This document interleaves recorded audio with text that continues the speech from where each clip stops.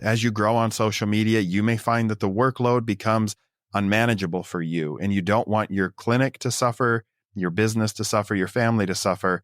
And an agent can be a great resource to help generate more revenue for you and free up a significant amount of time. A good agent should be building relationships on your behalf, managing your inbox and all inbound inquiries, as well as taking time to make outbound outreach for you to help generate new relationships with brands.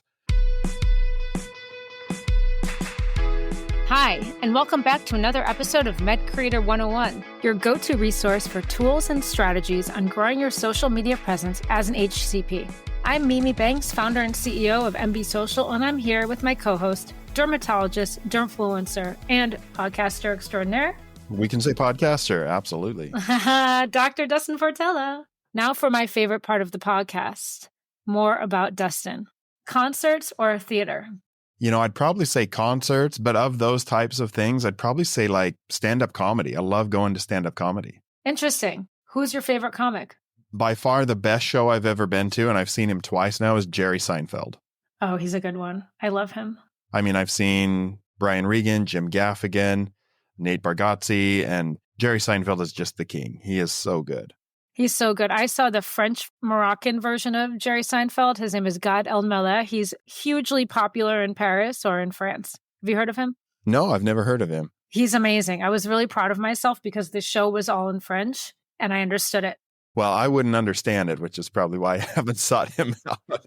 Totally. It was a theater full of French people, the Beacon Theater in New York. But it was like a very big moment for me to understand. I'm sure there's probably inside jokes or cultural references that I missed, but from pure comprehension perspective, I understood it. You got it. Cool. All right. Road trip or cruise? I've never been on a cruise, so I guess I'd have to say road trip because I don't have anything to compare it to. I would say neither. Put me on an airplane. That's the preference. Put me on an airplane. Exactly. Here's an interesting one. Writing a letter, a text, or sending a voice note? Probably a voice note. I like sending voice notes, but I hate receiving them. Receiving voice notes is like receiving a voicemail. It's like I see it's there and I don't listen. Yeah, I'd rather read it, but I'd rather just dictate a voice note because it's easier for me. All right. So speaking about what we'd rather do and efficiencies, today we're diving into a topic that many HCPs, medfluencers will start to think about as they begin getting brand deals and partnerships. When is the right time to hire an agent? Who should I hire and what can they do for me? Today we'll cover what an agent does, how they can help medfluencers, and when it might make sense to bring one on board. So as a first step, we'll start with the basics and what an agent can do. Here's a few things that we do for our talent. First and foremost is managing brand deal negotiations. So agents specialize in taking that weight off of the talent so they don't have to be involved in the money talk or anything that could be slightly uncomfortable and really be your voice in championing you, negotiating contracts and ensuring you get paid for what you're worth. The second part is managing opportunities. So if your inbox is starting to explode with all kinds of offers, agents can help handle incoming offers, pitch you to brands, and ensure any potential partnerships align with your goals and values. That also could mean passing on partnership opportunities that are not right for you. Another area is strategy. Agents can help you plan your brand collaborations, so you're working with the right companies to elevate your personal brand and really target the right kinds of content and people that you want to be aligned with. Another one is really what we just talked about, efficiency and saving time. The agent will take on that back and forth. They'll take on the emails. They'll take on the communication with brands, freeing you to focus on creating content or managing your practice. Another one that I'd add on there is kind of helping a bit with the calendar of things, because we've talked in other times about exclusivity with brand deals, knowing when you have to post, and a manager is going to help you make sure that the content that you're supposed to create and post is getting done at the right time to help manage any potential conflicts. That's actually true. And being the voice of reason of what's actually possible and not possible.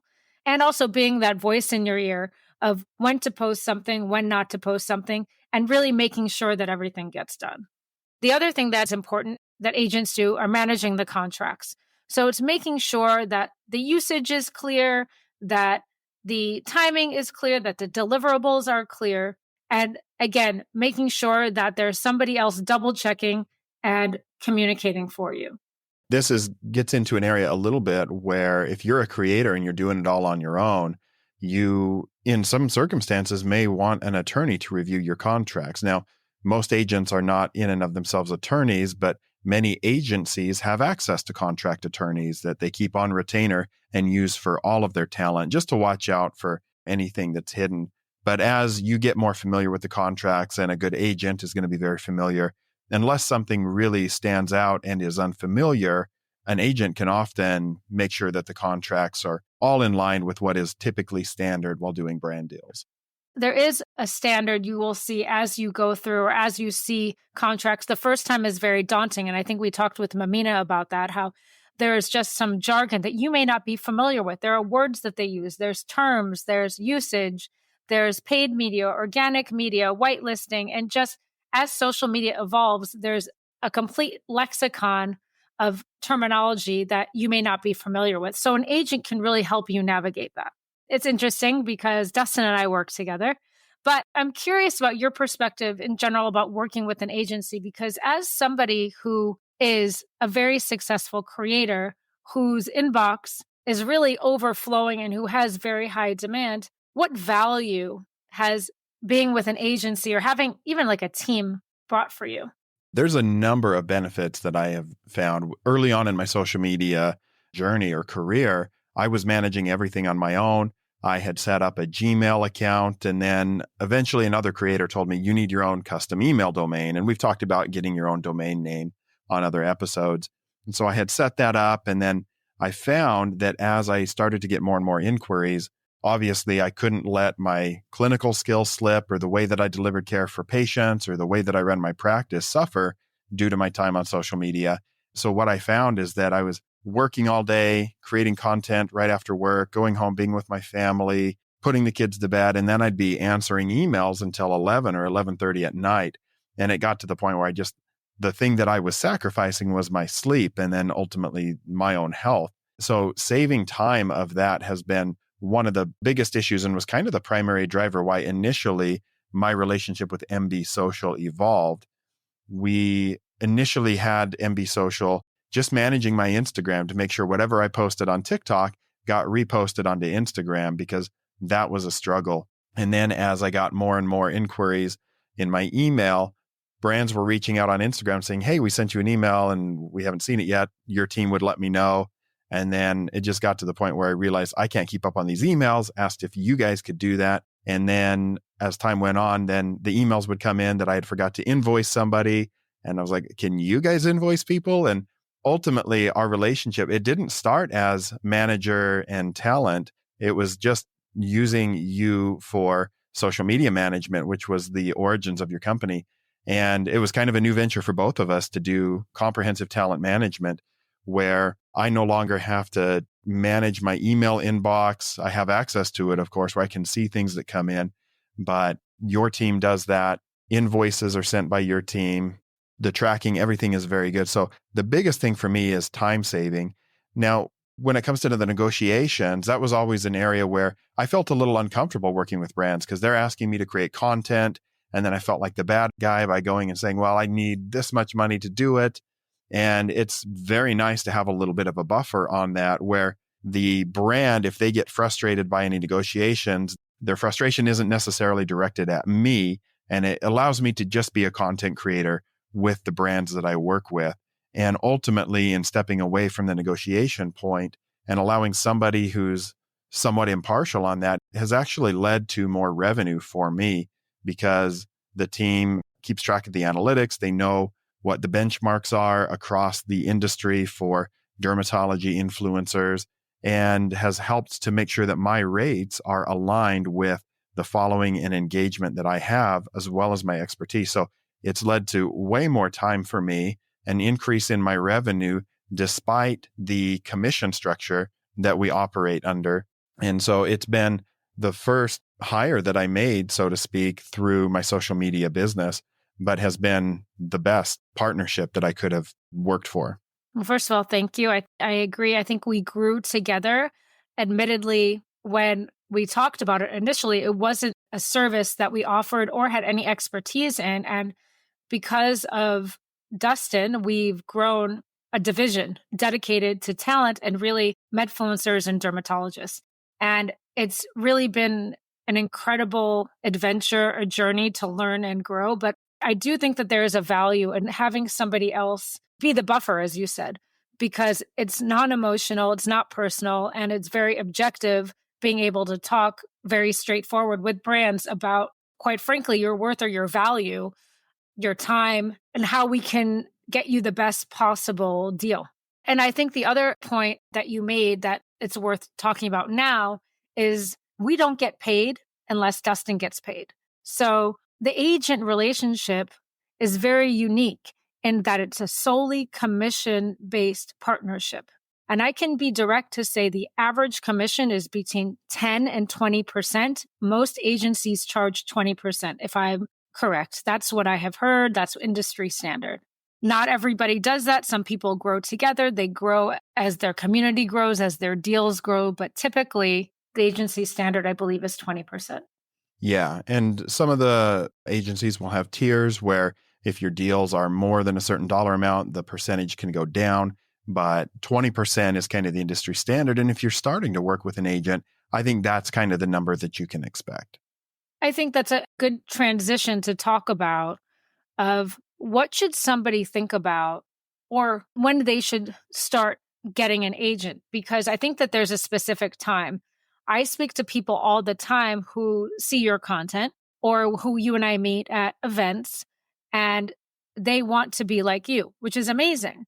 And I push back and I say, well, first of all, we have to work on your content, or you have to build a community, or these are the steps to get to be like Dustin before we even look at brand deals. Because my team, I can't pitch anybody to a brand that doesn't have a community, that doesn't have consistent content.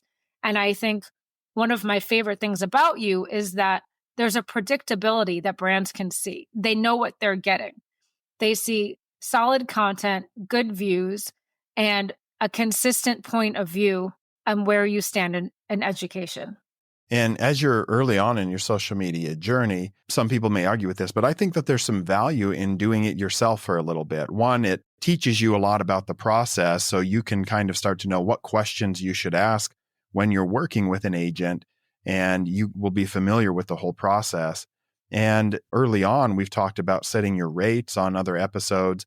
And ultimately, if your rates are, $200 to $500 for a brand deal, unless it's a family member that's going to be your agent, most, especially larger agencies, are not going to want to work for 20% commission on a $200 deal because the time involved that it takes is just not going to be worth it for them. And so you need to grow a following and you need to show that you're generating revenue for yourself before somebody else would want to come on.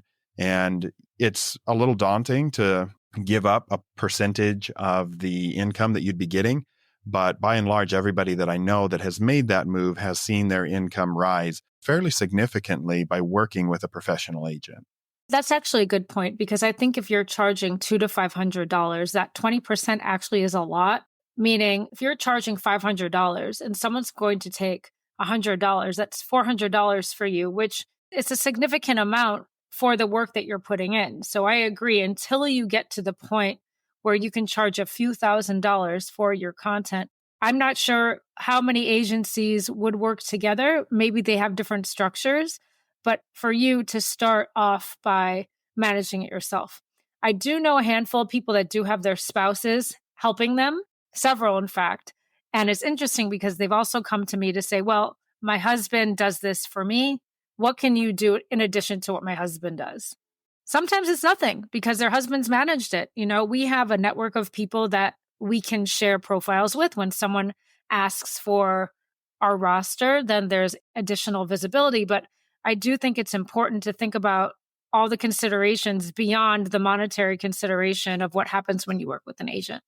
When someone's shopping around looking for an agent, what pointers would you give someone? I mean, when we started, I think dermfluencers were quite new, and now there are several that represent people, or even medfluencers or specialize in working with HCPs.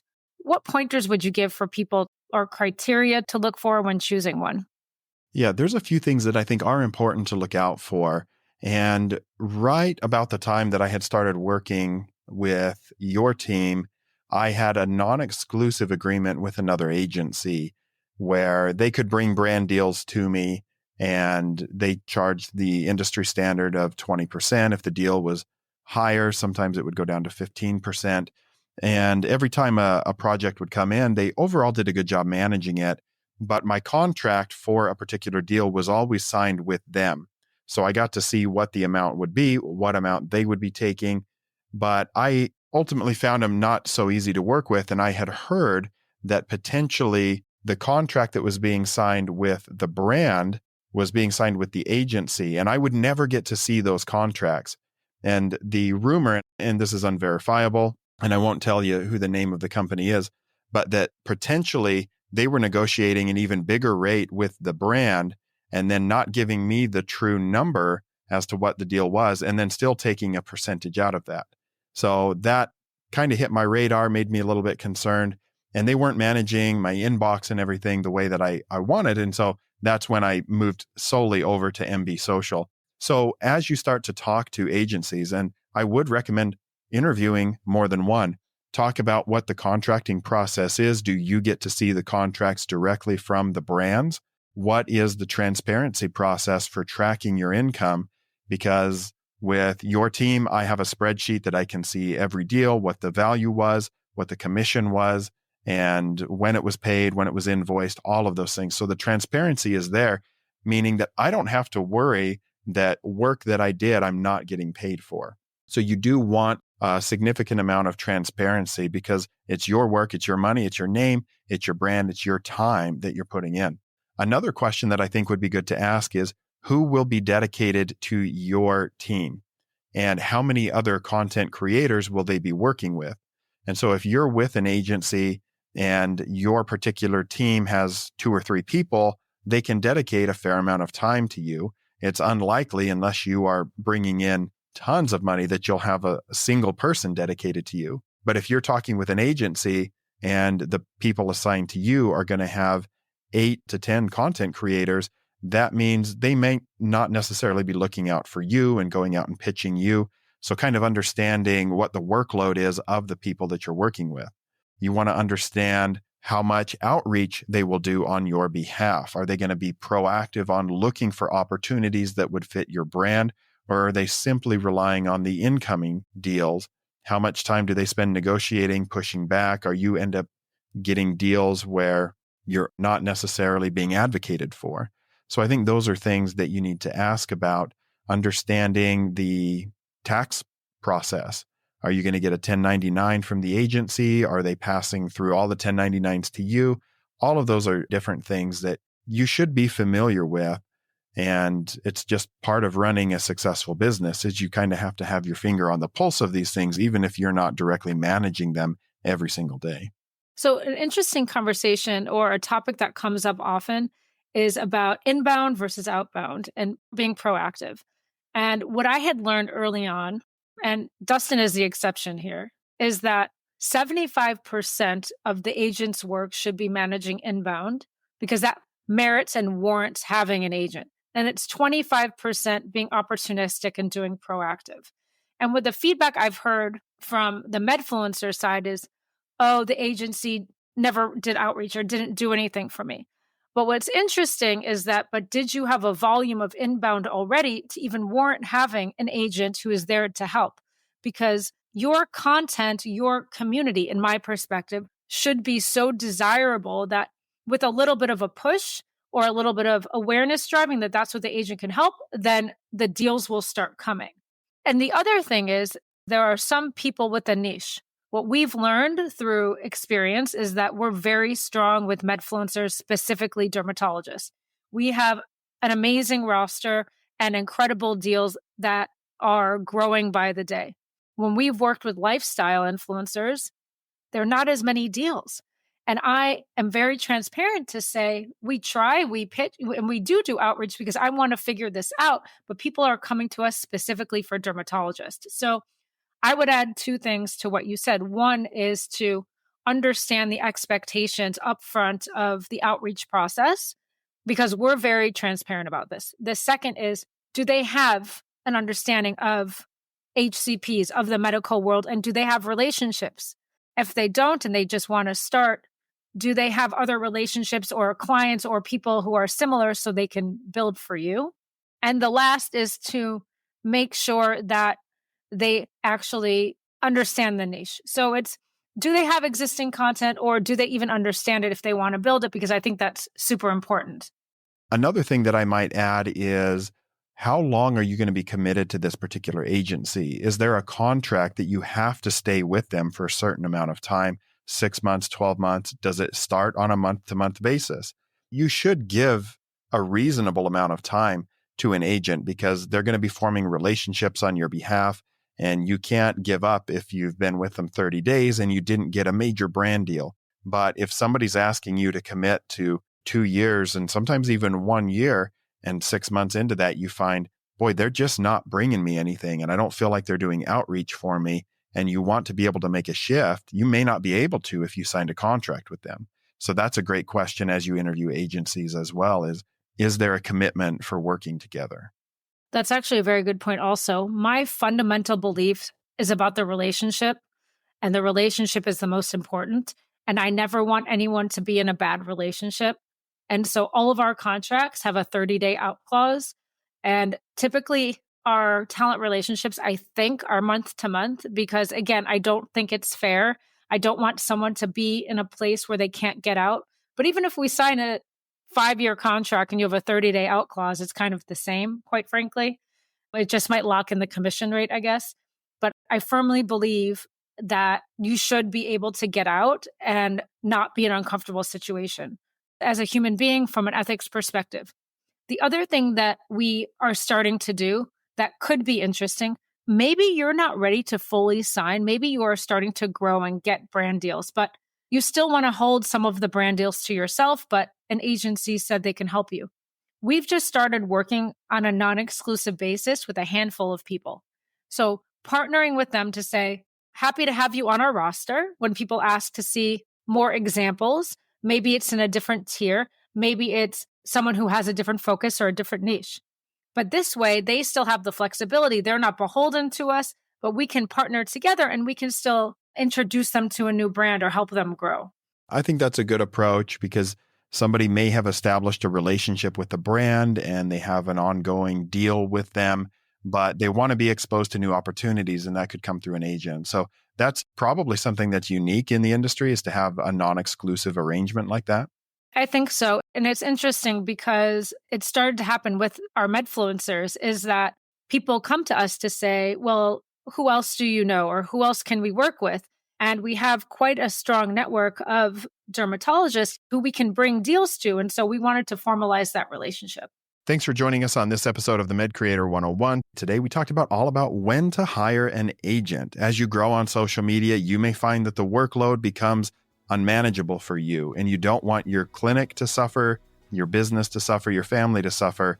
And an agent can be a great resource to help generate more revenue for you and free up a significant amount of time. A good agent should be building relationships on your behalf, managing your inbox and all inbound inquiries, as well as taking time to make outbound outreach for you to help generate new relationships with brands.